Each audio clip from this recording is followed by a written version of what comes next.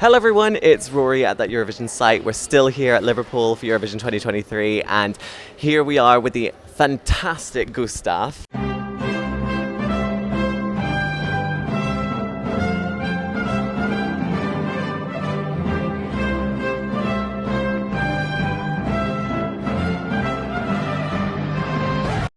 Goeiedag. Goeiedag, oh nice. Hoe is het?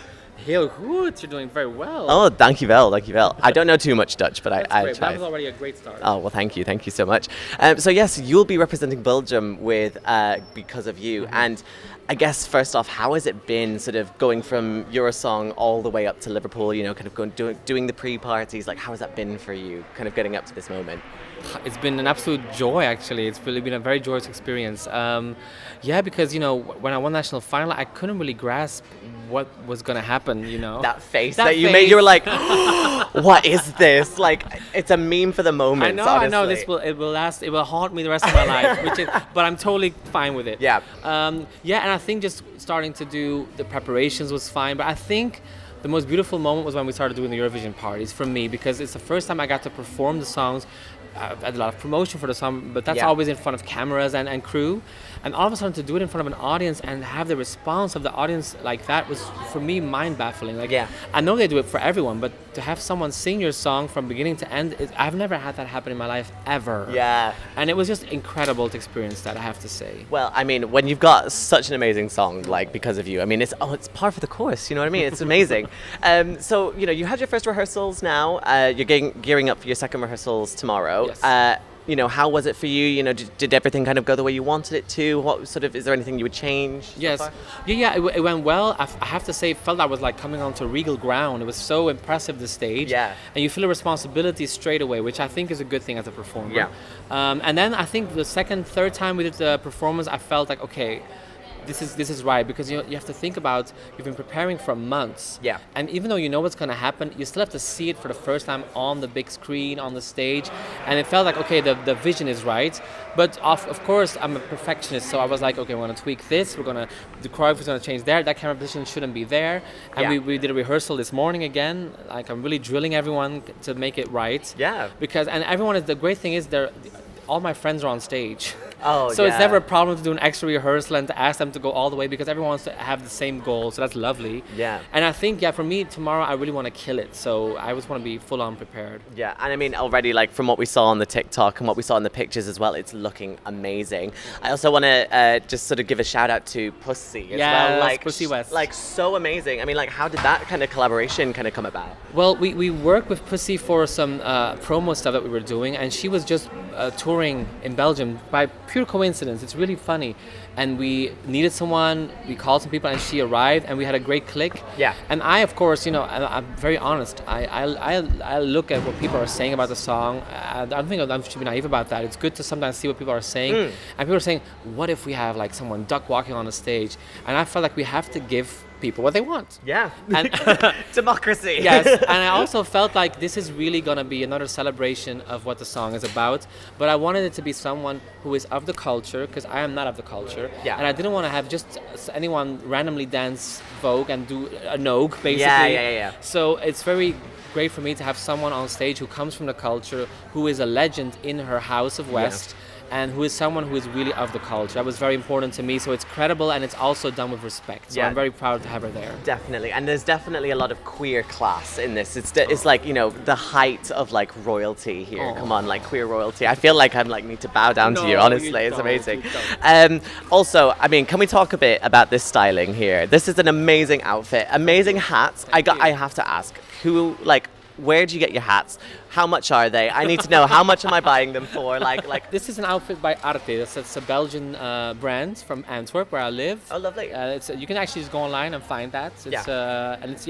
They've made some great. I love prints. I love matchy stuff. It's I'm really stunning. Yeah. And the hat is from Etude. It's like a Parisian brand. I don't think they make these hats anymore, but I have this hat I have in like 6 different colors. Oh my god, Yeah. amazing. Well, if any of them go like a little bit missing in the dressing room, don't come looking for no, me. I won't. Okay, I it'll be won't. fine. Yeah. And I guess as well, like your Eurovision experience is also coming into this as well, because you know you've been a backing vocalist for Scenic and for Hooverphonic as well. And have they given you sort of any advice ahead of the show? Like what have they been saying to you?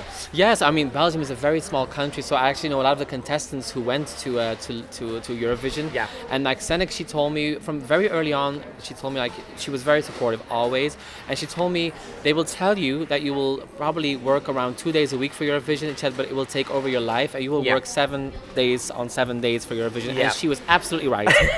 So she was a good part of advice, but also it's a very joyous thing. Don't get me wrong. And then with Heike, the singer of Hooverphonic, she told me like just make sure you have enough time to rest. She said go to bed on time, because you'll be nervous and you'll probably wake up and be like, it's Eurovision, let's go. So there's no time to sleep again once you wake up. Yeah. And she's also absolutely right about that. Yeah, definitely. But you know what? Sometimes you need to throw yourself into these kinds of things, which is fantastic as well.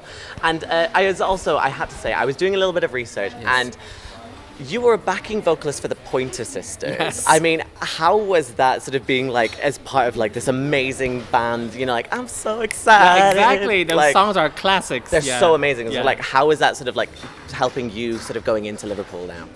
Well, I think I have a lot of experience when it comes to singing and performing because I've been in it for 20 years. And if I look at something like the Pointer Sisters, they're such icons. And for example, to work with them as a backing vocalist, they're amazing vocalists, and they already have an amazing blend. The 3 of them, they're sisters. Like there's a family blend, literally.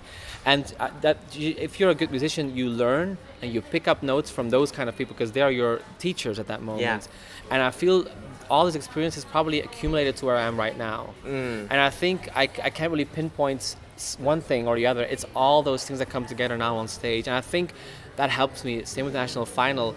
I was super nervous, but once I got on the stage, I was like, oh, I've been doing this for 20 years. I know this, and I got this. Yeah. So I think, or I hope, that will help me as well when I get to the stage in Liverpool on Thursday. I think you definitely will. I mean, like, you know, you exude confidence anyway, to say the least. So, like, I'm sure it'll be absolutely fantastic. And just one little message, as well, like, so one final question. Like, what would be your message to your fans? Because, you know, you've got thousands of fans now, like, you know, who are going to be listening to your music after Eurovision. So, like, what would be your message to those people? I would say first and foremost, thank you for supporting this song and supporting the idea of the song. What I love is that a lot of people who are fans of the song and the music is like that it gives them confidence to be who they are, and they reach out to their friends and tell them that they're thankful for being in their lives. And if that message comes across, and if my song can be a little shoulder pat, then I did a good job. And I really thank everyone for being supportive. I really see it happening now, how people are really like turning around. They're really getting into the But I song, think people are turning around because of people who are supporting this kind of song. So I really thank you with all my heart. Well, thank you so much anyway. Dankjewel. And feel success for on Thursday. It's going to be fantastic. And I can't wait to see the sort of amazing performance that you're going to have for there. So thank you so much. Thank you. Thank you.